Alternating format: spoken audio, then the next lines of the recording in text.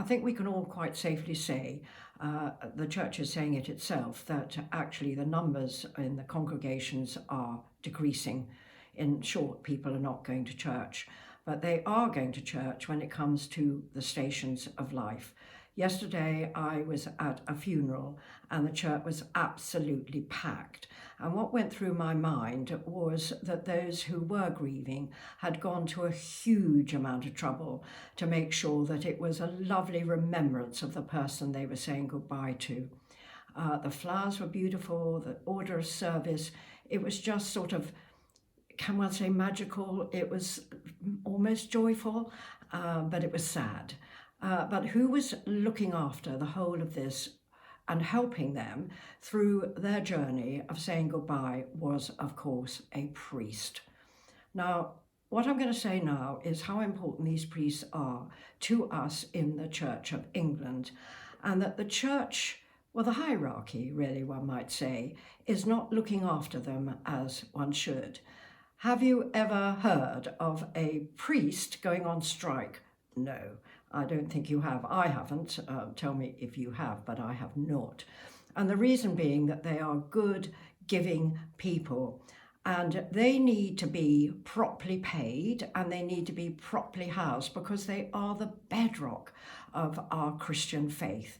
They are the people that are going around talking to parishioners, and they can learn a great deal of what is actually needed by the man in the street.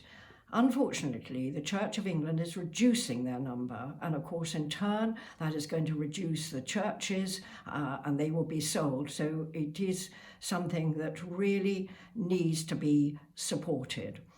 The people that are supporting this, and I would recommend that you really look into it, they've got all the figures so that it's not just somebody talking emotionally like I am, that I think this is a tragedy and it's all very serious and sad, and if there are not enough priests, then the congregations will reduce. And actually, let's add here that when the congregations are reduced, that is, collections go down, legacies don't happen, and covenants don't happen. So immediately the money is reduced. So we do need priests, and we do need them to be properly housed and properly paid. Now, just getting back to what I was saying, this might sound a little bit emotional and over the top and excitable, and I've got a passion and all that stuff.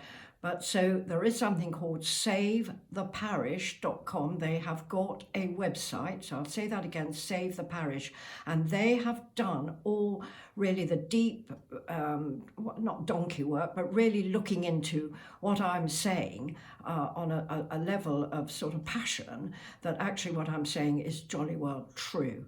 It is really quite scary what the hierarchy in the Church of England are thinking of doing. So my little video here is to say thank you to Save the Parish. Keep up the good work, because what you are doing is immeasurably important. As I started, priests actually never go on strike. My view is they jolly well ought to. But to stop them going on strike, like everyone that goes on strike, they're striking because the pay's not right and because the conditions are not right. So you absolutely, Church of England needs to make sure their priests are properly paid and their conditions are good for them, so that they can be involved with their parishioners and indeed look after people and the funerals when they die.